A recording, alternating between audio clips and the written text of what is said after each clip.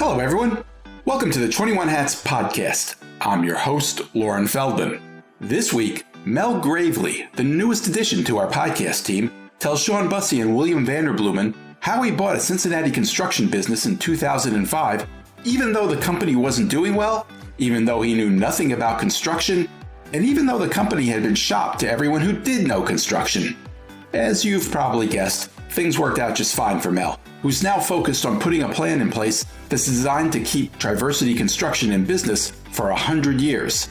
That goal, Mel explains, can mean taking some counterintuitive steps, including not always maximizing profit and not planning to stay in the CEO job as long as he might have preferred. Plus, we learn why the construction industry is unlikely to be an early adopter when it comes to AI. And William tells us how he did this year on his mission to make himself less essential to his own business. Even in good times, owning and running a business can be a lonely pursuit.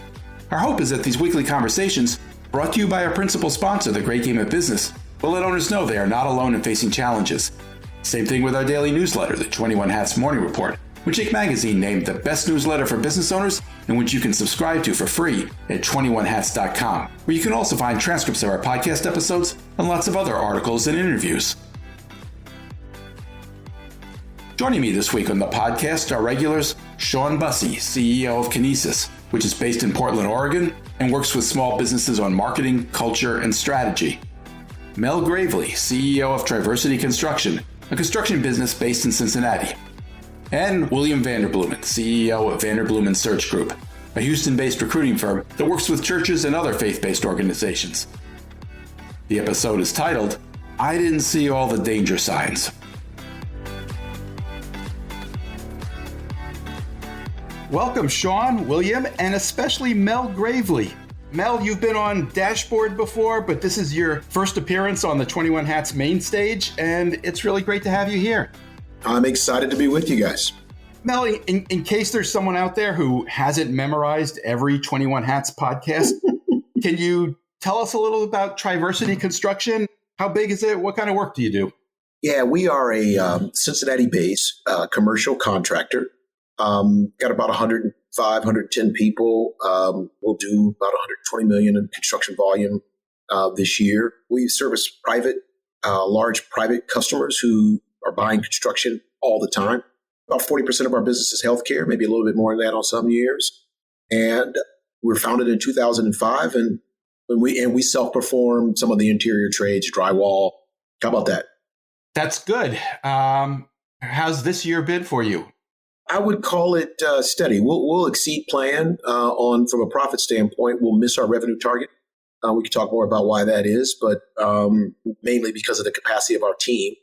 Just ran out of gas to say yes to more work. And so I would say getting back to a normal disruptions in supply chain, which we think are going to be the future, normal in pricing. And so in general, but those are the norms of our industry. And so we've settled in to execute against those norms. When you talk about the capacity of your team and the impact that's had on revenue, is that a labor shortage issue you're talking about? Yeah, I would probably call it picky Mel. we probably could have hired to meet our revenue targets, but we're betting on a long-term play here. And what we keep talking about at our executive level is let's hire people that if they were on the bench with nothing to do, we'd be fine with it because they're that talented. And when you set the bar that high, we don't hire for projects. So, we're hiring steady. But we want people who are going to be here a long time, Lauren, and sometimes hiring the projects doesn't get you there. So yes, shortage, it is tight, but this is structural, right? So this is not a economic reality for construction. This is construction. Construction labor market is tight. It will always be tight, and productivity gains are the only way to get us there. Hey, Mel, so you use the term self-perform, and maybe you can talk about the difference between a contractor who does self-performance and those that don't, and also why you chose to go that route. Thanks for making me clarify that, Shawn. Yeah, so the difference is most general contractors or construction managers, which is a lot of how we deliver our services to our customers, they own the risk of the outcomes of the project, but they're subcontracting everything to plumbers, electricians, drywallers, asphalt people, roofers. but they're managing that process. But the work is actually being done by subcontractors. We do subcontract a great deal, but we also self-perform. And that's the term when you are doing the actual work, people wearing tool belts, cutting drywall, putting in ceiling, ripping out floors and putting them back. That's the self-performance part. So we do sub still a lot of our work, but we self-perform a growing piece of our work. Your second part of your question is intriguing. We didn't start out self-performing work. We actually bought this company in 2013, and they were a drywall contractor at the time.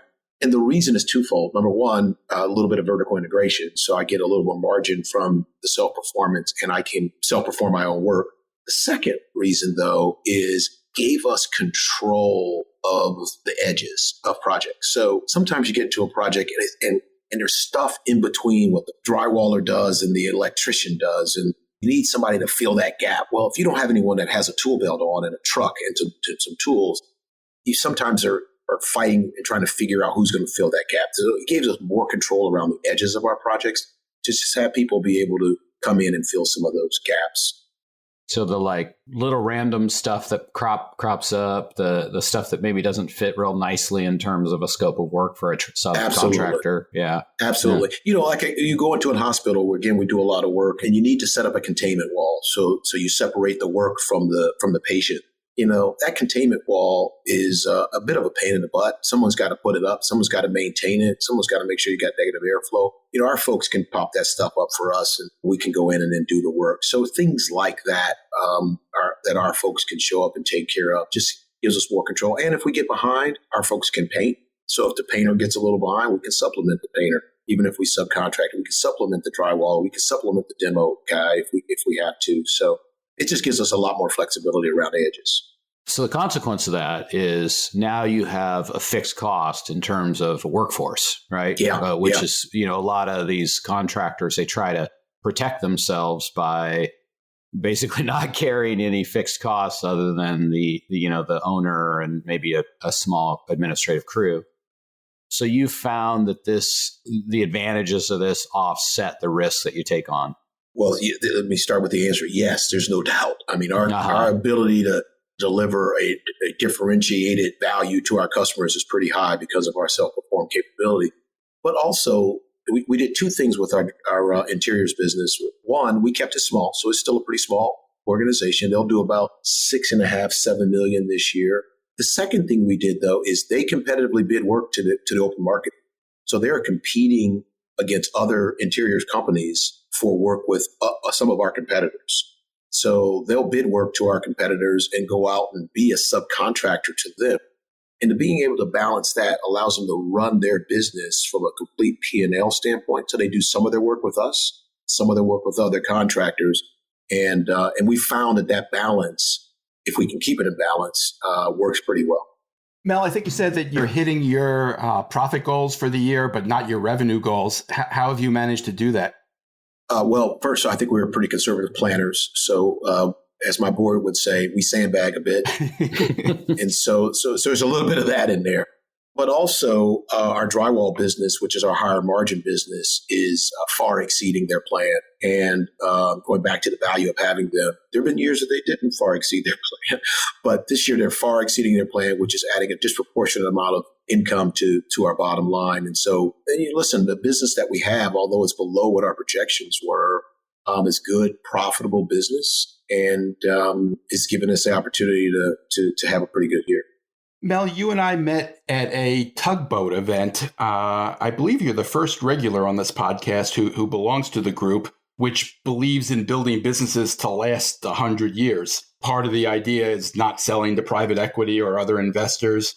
But by the way, I think this is a group that would be of interest to both William and Shawn if they don't already know about it. I'm curious, what is that concept of building a business to last 100 years meant to you, and why are you part of the group? Yeah, that's a great question. And yeah, I'd love to share it with William and Shawn anytime if they show any interest at all. Right now. Yeah, Mel, I'd love for you to sell that to me. I looked at Tugboat. I get their journal. I think it's a great idea. For me, it comes down to love the concept, but don't have the time to get to the events. And then the value money becomes a question as well. So Sell Tugboat to me. Yeah, I would agree with you. So let's start with that at that end. Can't make the events. I agree with you. The value diminishes to just not enough in my mind for the cost. But let me tell you why it's been a transformational organization for me personally, and I believe over time for our organization. It helped me clarify and find the words to articulate what my vision was for this organization. So it helped me with that. And there's so many different ownership models, scale models. How do you vertically integrate models? How do you deal with employee issues? So there's so many models and things to learn, but all of the people there are subscribing to the same set of core business principles around people and profit and longevity and evergreen. So you've got this commonality with all this difference. And so the models that I'm seeing are, it's just an incredible opportunity for me to learn and grow as a leader. And to get very practical, there are times in our organization where I could maximize profitability and I choose not to because my horizon is so long that it allows me to say, no, we don't need to optimize that because this is more important because we're trying to not just accumulate profitability, but we're trying to accumulate culture and the power that goes in that. We're trying to accumulate management talent that can take things from one generation to the next. So the intentionality around the decisions around succession and decisions around ownership structure and decisions around investments and horizon are just terrific. And in this group, you've got, Edward Jones, which is huge, and you've got companies that are $10 million or $5 million, even I think they get that small. So and everything in between, and you've got ESOPs and you've got family owned and you've got partner owned. And so no matter what you're trying to solve for, you can find it in the group. The last thing I'll tell you is I've never been around CEOs and none of them are beating their chests. None of them are blowing smoke up your skirt about how great life is for them. None of them are holding back information. You want to know it, you can ask them. They'll share it with you under a code of silence that I just never experienced this openness. We have the same thing here, by the way, Mel, except for the code of silence part. So I just think it's been a great group for me. The president of our company, Jim Watkins, is joining now. He's attended one event. My team goes to a team event they do in February. We went last year. We'll go again this year. So I'm exposing them to it at the next level. And it's not cheap, guys. And I'm not a guy that spends money like that, except on clothes. And so it's that valuable to me. So William, that's what I would say, buddy. And here's the problem with Tugboat. If it's got a problem, and I don't know how they can fix it, it is hard to articulate the value without going to an event.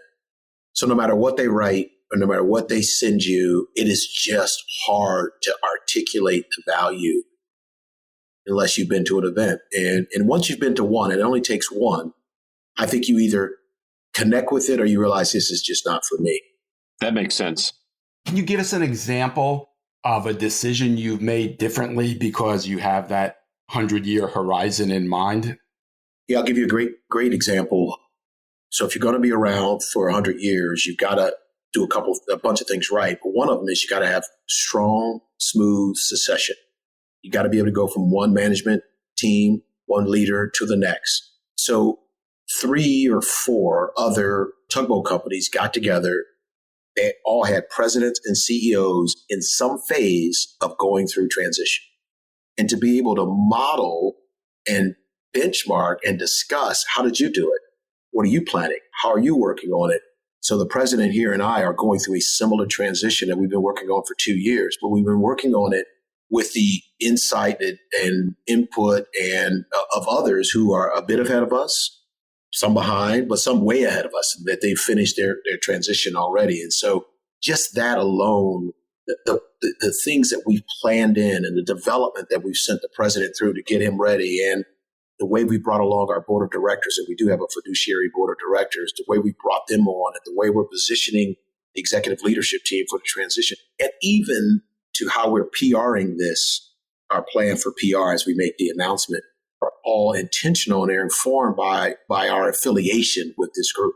And I would have never thought about any of that, to be honest with you. mean, the details of transition are very, very important. But if you don't get that right, you're not going to be around for 100 years. How far along are you, Mel? Is the plan in place? The plan is in place. It's got dates to it. So I'll say we're in the red zone, if I can use a football analogy. We're in the red zone. Mel, I'm interested. We do quite a bit of succession planning for our clients. Mm-hmm.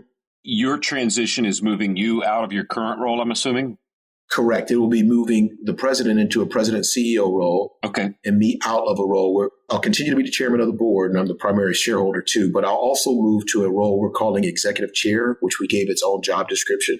It will not be a day-to-day job. I won't have an office in the facility for a number of reasons, but the title is executive chair. How did that process start? What was the first domino to get pushed over? My recognition that I wanted to demonstrate orderly management transition. That was the first domino. That's awesome. Got to be honest with you guys. I feel like I'm in a counseling session, but I've got the best job I've ever had. Like, this is a really cool job. We got a really cool company. I've got a great executive leadership team, and I'd kind of like to stay in the seat for a little while longer. But the truth is that I came to realize that based on all the limitations and the needs of the business, that it's time for me to take that step. And I'm sure Tugboat helped me realize that reality. So the first domino, though, was my realization we had to make that transition. And so we began the process from there. Well, yeah, I'm convinced that success in succession begins and ends with the outgoing person. And so that just backs up what I'm thinking. Well, it does. I mean, I agree with you. Yeah, I agree. And that's one of the reasons I won't have an office. So, some of the people we've modeled and benchmarked against, the outgoing person had an office. And I got a big personality. I'm very outgoing. I've got an opinion on everything. And I won't be able to not be me. And so I got to not be in the building. And I just have to know that about myself. But we learned that by watching some others and like, ooh, that's just not going to work. Either the team is ready or they're not. If they're not, then you got work to do in the succession. But if they're ready, then get the hell out of the way. You're making me nervous, Mel. Are you going to be okay with this? I'll let you know when it happens. Here's the truth. I think I am, because I've had time. So, succession is not just preparing the next person, it's preparing you too. And I've talked to these folks who have already stepped out of their role about what it's going to be like and what to expect. And the biggest thing is that no one calls you for your opinion. And we've all gotten addicted to that. So I'm really preparing myself emotionally for that. I think, people are going to say I retired, and some people fight that. I'm not retired, but I'm not going to fight that. Whatever you want to call it, But yeah, I've been working on myself too, Lauren. So it's a great question. I think I'll be okay. William, you've talked to us in the past about how each year you've been taking more time away from the business, sort of to prepare the business for a transition eventually. Did you follow through with that this year as well? I did. I'm actually somewhere in the midst of the 5 stages of grief that summer's over right now.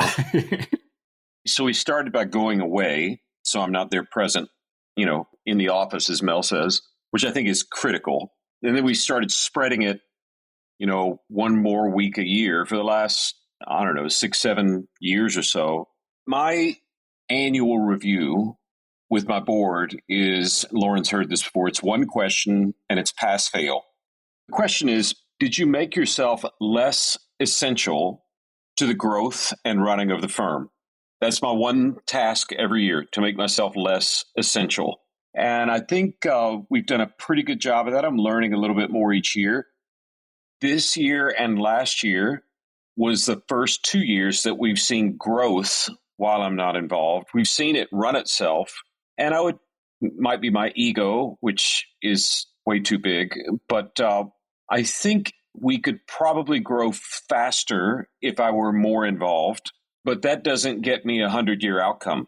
That doesn't make this sustainable. And at the end of the day, when I do decide whatever trigger I want to pull with succession, right now I want to have all the options open, whether that's hand it off to a CEO, do an ESOP, sell, just be chair of the board, just be a passive income owner. I want all those options available. So that's the one question. This year we were gone. Well, we'll be gone about half of September, kind of in and out, but we were fully detached for about 2 months. And that went well. And I say fully detached. I had a 30-minute call once a week with my COO to resource her in any way I could. But that's about it. What got you thinking about the 100-year goal? Where did you get that thought? I've watched succession in our clients, particularly among clients where they're founders. And if it's a company where the founder has done a great job and grown the company, it's pretty rare for the succession to go well. And so things turn into one generation companies. And I just don't want that. I feel too deeply about the work that we're doing. And I don't need to be the lid. I don't need to run it. I don't even want it named after me. But as you all have heard before, it's just the Google people told me we had to use my name because it's that messed up. And you can misspell it in Google 100 different ways and still get there. But I think it's watching other people spend their life building something great and then it just dying. And I'd really rather that not happen. Shawn, is this making you think about anything?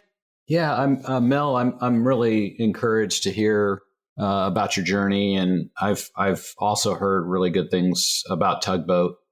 I think they're doing something smart too. I was noticing they have kind of a $5 million annual revenue threshold as sort of like the entrance point, because I think at that point you have a company that's self-sustaining. That's the journey I'm on too, right? I mean, for a long time, our business development was largely me being on stage, talking to groups of people, and creating interest in our company. That doesn't work.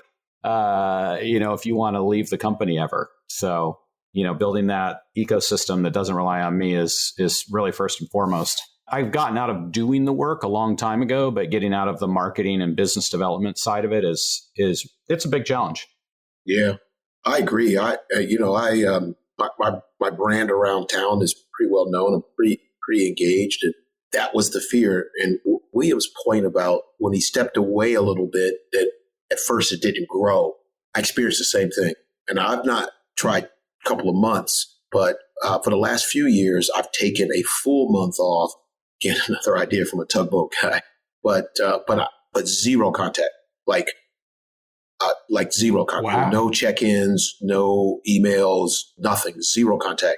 And what I found is they can keep the wheels running on it. And what I worried about, I don't worry anymore, was how were we on culture? How were we on those decisions that really had to focus long-term? How were we on growing the business? And what has happened over the last 2 years is I've been convinced now that this team can actually grow the business. I think they can grow geographically.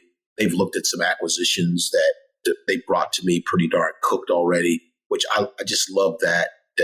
And we've got a management cadence of strategic planning, annual planning, and then day-to-day management that, allows for it to be a bit of a routine. But I get it, guys. This transition is tough, which is why people don't do it. I'm curious. You do a good job of getting out there. You've got a strong personality. You're a compelling figure. How have you handed over the business development? And I'm not talking like closing deals that are coming in the door. I'm talking like generating new interest. Yeah. Well, first, we've got a part of our business model is to be in the community. So if you're an executive on our team, you're in the community giving. And so you're on boards, which generates, relationships and so forth. So as I'm getting this team ready, they're growing in their own breadth of relationships. So that's part of it. So as an example, the president of our company now, Jim Watkins, came to Cincinnati a decade ago when we recruited him here. But he next year will be the chairman of the board of our chamber. And in our city, that's a pretty big deal. But it's because he came and had to get immediately engaged, because that's what we do here as a means of making us relevant in the community, and therefore relevant from a relationship and business development. And then we've got a business development engine that supports that. So the relationships are helpful, but then someone's got to bird dog opportunity, differentiate in the market, blah, blah, blah. So we've got a department of folks who are driving toward business development efforts once relationships open the door. And the last thing I'll say is, and this is a discipline that's been hard for me, is I just say no. And I ask, is it okay if I send someone else? And many times I want to go, or I want to be on that board, or I want to be on that commission, or I want to be the face. And I say, I try hard to say no and let someone else on the executive team step into that spot. Mel, I recently highlighted a story in the Morning Report about the many ways artificial intelligence is being put to use in the construction industry to try to make it more efficient. Yeah. I'm curious, are you seeing examples of that? Are you playing around with it? Yeah, the short answer is no, we're not playing around with it. I do think it's going to make an impact around the edges, but the challenge with our industry and innovation is this magical thing that happens at bid day. And at bid day, here's how our business works. We win a project, so we're the general contractor. We will have all of the subcontractors bid to us.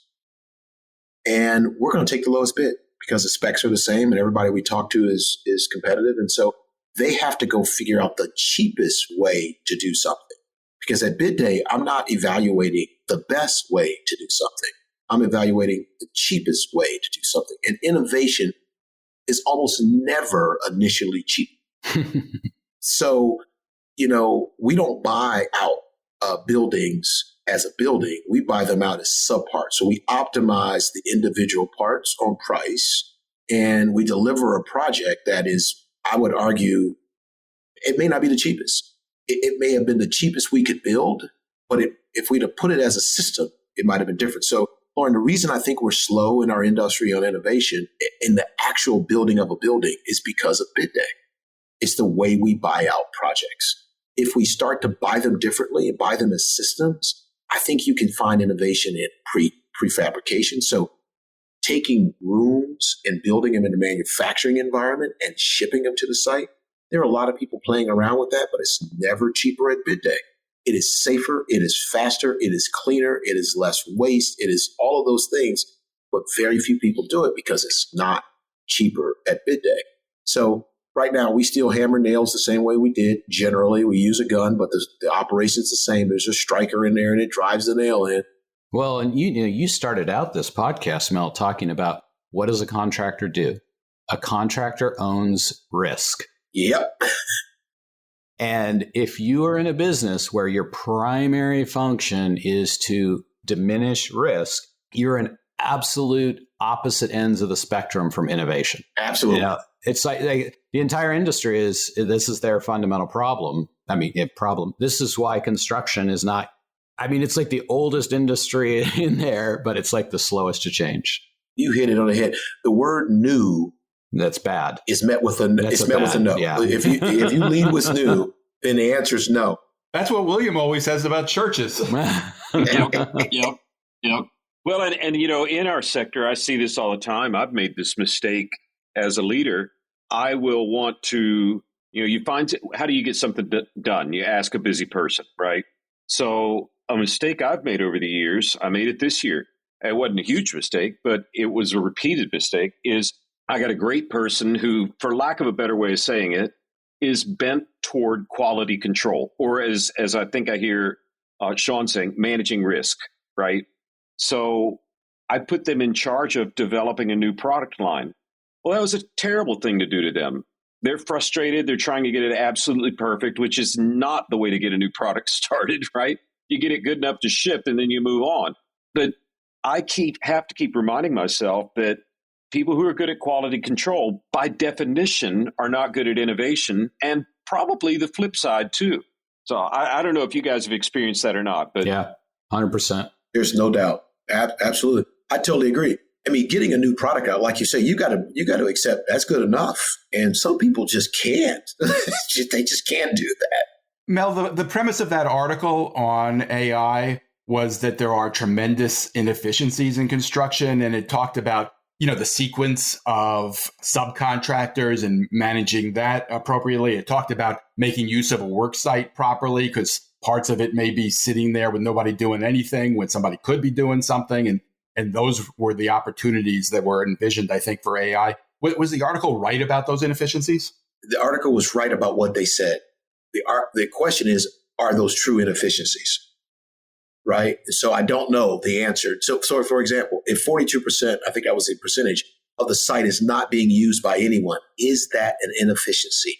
I don't know the answer to the question because the sequencing of the job is not just about who I can fit on the site. It could be working. The sequence goes some by inspection because I can't finish the drywall until someone comes in to see how I've done my electrical and my plumbing. And some of the sequencing is to do with those things, Lauren. So I think it's an oversimplification, but there's no doubt if I have better sense of what's going on where, I can learn. So that's the AI part. I can learn to make better decisions, or it can tell me, direct me to better decisions on deploying labor.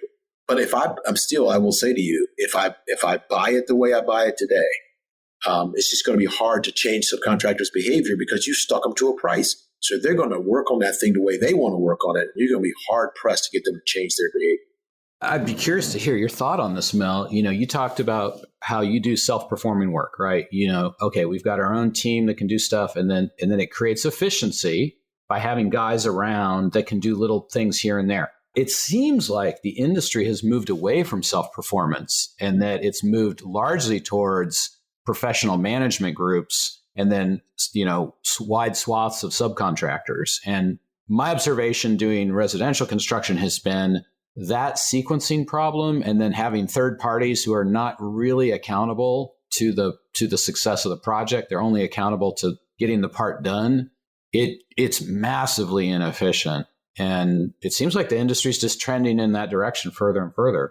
Is that fair? Definitely fair. And listen, who wants the headache of fielding a team of construction professionals? It's very difficult right now to get people who are skilled. So I get it. I think we've got some international opportunities there if we can figure out our border issues that may help us in that vein. But no, I totally agree with you. It's horribly inefficient, and it's built to be that way. That's the scary part. It's built to be that way. But if we can figure it out, I do believe AI can give us some insight. But we've got to change. We can't optimize on pieces parts anymore. We've got to look at the system, and I think AI can help us with that for sure. William, you mentioned that this is the first time you've been away from the business and it's grown while you've been away. Why do you think that happened? Well, I've got, I think, the best team I've ever had. I'm about to lose one of the pretty big cogs in that wheel, but I think that was a big part of it. I think not somebody from your vomit list, William. Yeah. It's all good. She's wonderful. She's 25 and on our lead team. I mean, just unbelievable. Remarkable young woman, and her husband got a big promotion and they're getting to move where they wanted to move, and she's going to go into a more of a calling driven thing that's much lower salary. I knew we wouldn't keep her, so it's not a surprise but not fun. But I would say she was a piece of it, a piece of us growing. I have a hope, and I might be wrong, but what I started was a brand new idea for churches, and churches don't like new ideas, and it's since grown to churches, schools, nonprofits, and values-driven businesses. But I think either we've gotten some brand recognition we didn't have before, or my hunch is the pandemic was the great accelerator. It accelerated so many trends, and I'm hoping that our new idea and the adoption of our new idea got accelerated by the pandemic and the Great Resignation and so forth. So I'm hoping we're hitting a tipping point where this is a flywheel that's turning on its own, that's not dependent on any particular personality. But I'd be remiss not to mention how good the team's been this year. You had told us a while back that you were planning on taking a more proactive approach to sales this year. Is that part of what happened? I think so. I mean, we have done almost no cold calling, and historically we've done none. We're starting to do some now and seeing that get more traction than it ever has, which is not a big statement. But I continue to think that the biggest lid to our growth right now is not adding more salespeople, and we're addressing that. But that's a good problem for me to have. I've not been in that spot before. So when you say maybe this is a flywheel effect coming out of the pandemic, it accelerated some things. Did you mean an increase in clarity around values-driven companies, or people looking to work in value or following their values in their work? Is that is that what you were saying? Yeah. No, that's a great question. I would say at least 50% of our work is for churches, right? And we are the first to market, and I hope the best in the market. I think we are, at least at the moment. But the church adopting executive search as a common best practice, I thought that'd be about a 20-year process. And I'm not overblowing that. I really thought it'd take 20 years. We've seen more and more churches just assume they need to call a search firm now than ever before. And I think we got an acceleration from the pandemic. The pandemic made the church do different things. Digital giving went through the roof. It was already happening. It was getting adopted, but now it is the way you do things. Online church, that'd been happening for years, but it was for those fancy, newfangled churches, not our church. Well, the pandemic forced my mother's church, that's 250 years old and lovely, but not innovative. They started doing online. So it forced a sector that doesn't do change into change. And I'm hoping that means that what I thought was a 20-year run toward normalcy has been shortened quite a bit. Does that make sense? Yeah, so much so. Can I go back to something you said before when you said when you were out for a few months, you checked in once a week? I wanted to ask, what does that 30-minute meeting a week look like? Does it have a standard kind of approach to it? I have a list. Jen has a list. We flip a coin to see who goes first. So, and it's very small things. Sometimes it's, William, there's nothing to do here. I just want you to be aware that this person's leaving and we have a plan, and here's how we're doing it. When Krista, our all-star 25-year-old left, William, you're not going to like this. You may want a trash can. I'm like, and she said, yeah. So, but I have a plan, and here's what we're going to do, and we've got it. So sometimes it's a bring me up to date. If it's please weigh in on this, it's either something brand new that we've not seen before, or something that's very broken that there's not a lack of wisdom on Jen's part. It's just William probably wants to weigh in on this. And then my list is usually expansionist ideas that while I'm gone and not in the day-to-day, I can actually start looking out over the horizon and thinking about new things. So it's usually pretty quick. We only have a couple of minutes left. Mel, I just wanted to go back to one thing with you. You made reference to when Triversity Construction was started. I think you said around 2005. Is that right? Correct. I was not here then. That was my question. You were not involved. Yeah, no, I bought it. I was not involved. I bought it in 2009. Could you tell us a little bit about your path? How did you end up CEO and largest shareholder? It was a going concern that was struggling. And one of the three partners, the one that kind of pulled this party together, one of the three partners was not working out with the other two, and wanted me to buy them out after they had shopped it to everyone on the planet. No one wanted to touch this thing. Because I don't have a construction background, didn't see all the danger signs, so I bought them out. So that's the short answer to it. I bought them out, went on a search to find an operator because I didn't know construction. Found about a year later, found the gentleman who's now president. What gave you the nerve to buy a construction business when you didn't know anything about construction and the people who did weren't interested in buying it? Yeah, well, I didn't know he had shopped it to everyone until after. That came after. But this business checked all the boxes in what I wanted to do. It was a time in my life when I wanted to go prove some of the theories I had espoused as an author and as a consultant. It had an opportunity to grow to scale and to be a model for the kind of diverse and inclusive organization that I thought would be that kind of model. It had a great partner, the one partner that was going to stay in the deal, and it had one customer. They're still a customer today, and that's Cincinnati Children's Hospital.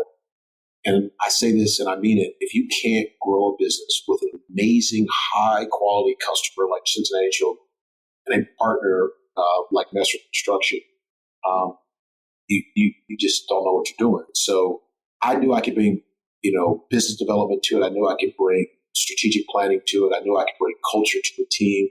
So it's really not that hard to find some people who know what they're doing in construction, who line up with your values and run as hard as you can. All right. My thanks to Shawn Busse and William Vanderbloemen, and especially to Mel Gravely for joining us for the first time today. And to our sponsor, The Great Game of Business, which helps businesses use an open book management system to build healthier companies. You can learn more at greatgame.com. Thanks, everybody. Wait, don't leave yet. If you have a question or a comment that you'd like the 21 Hats owners to address, send it to me by replying to your morning report or by email at lauren@21hats.com. That's LOREN@21hats.com. Do it now before you forget. And don't be afraid to tell Jay what you really think. He can take it. And if you got something out of this conversation, help us reach more business owners. Tell a friend. Subscribe and review us wherever you get your podcasts. Follow us on Twitter. Subscribe to the Morning Report at 21hats.com. This episode was produced by Jess Thuberon, founder of Blank Word Productions. Okay, now you can leave. Thanks for listening, everyone.